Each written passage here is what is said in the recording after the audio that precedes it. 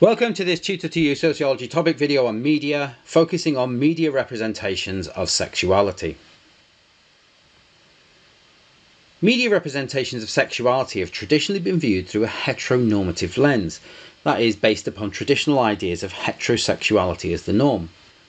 In most fictional and non-fictional media sources, sexuality is represented as being based upon male and female attraction, and when represented within the media, male and female sexuality has largely been pitched to attract the opposite sex.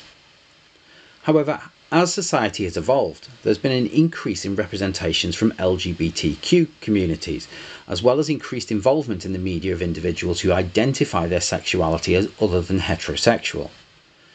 In this video, we're going to look at some of the ways in which both heterosexual males and females and those from the LGBTQ community have been represented in the media. In other videos in this series, we've identified some of the ways in which male and female sexuality is used by the media to attract audiences, sell consumer goods, and provide information. Females have traditionally been subject to what Mulvey calls the male gaze, the objectification of women as sexual objects, presented in the media largely to appeal to males. This is also linked to the symbolic annihilation of women's achievements and how they are reduced to being an object of desire rather than a complex individual with needs, wants and desires of their own. McRobbie highlights how this was extended to males in the late 20th and early 21st century, with males being presented as sexual objects towards female audiences. Other research into sexuality in the media shows that there has been a change in the way in which sexual health is approached. From the moral panic over AIDS in the 1980s, sexual health information has become more prevalent in different forms of media, and Batchelor argues that this is particularly the case in series that are aimed at young adults, which are also more representative of a wider spectrum of sexuality in contemporary society. However, despite increased representations of alternatives to heterosexuality in the media, Craig argues that these still fall into crude stereotypes, particularly when looking at representations of gay and bisexual men in the media. In fictional representations, gay men are often portrayed as being camp, and their role is one of light comic relief from the main story that is being presented. Alternatively, gay men are presented as macho, demonstrating exaggerated forms of masculinity such as bodybuilding, facial hair and uniforms. The final way gay men are represented in the media is as deviant.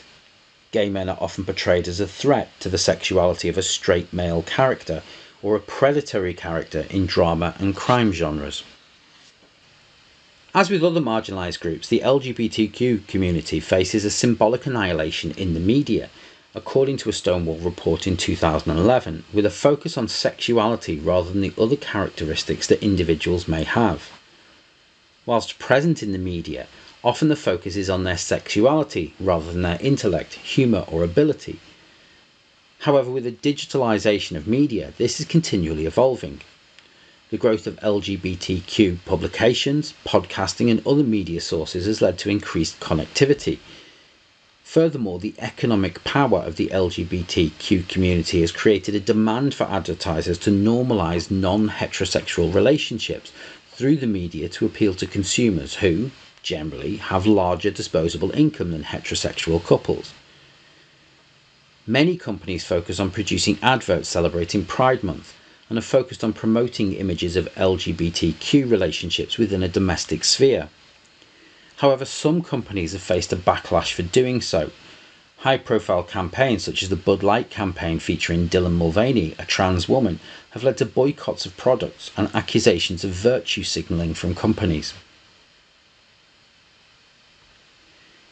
In evaluating the ways in which sexuality is represented in the media, much of the focus falls on the way in which the LGBTQ community is portrayed. Whilst heterosexuality remains dominant in the mainstream, there has been an increase in the representation of LGBTQ relationships across mainstream media and increased reporting on issues within specialist media.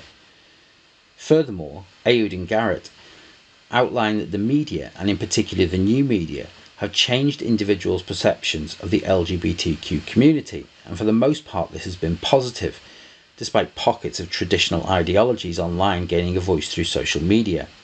Another benefit of the new media is highlighted in recent research by Chan, who argues that the ability of individuals within the LGBTQ community to connect with one another through specific sites and social networks has positive impacts on the well-being of individuals, particularly those who have been ostracised or isolated based upon their sexuality. The new media helps people to find connections and allows individuals to promote positive representations of sexuality. That concludes this Tutor to You Sociology topic video on media, looking at media and sexuality. Thanks for watching.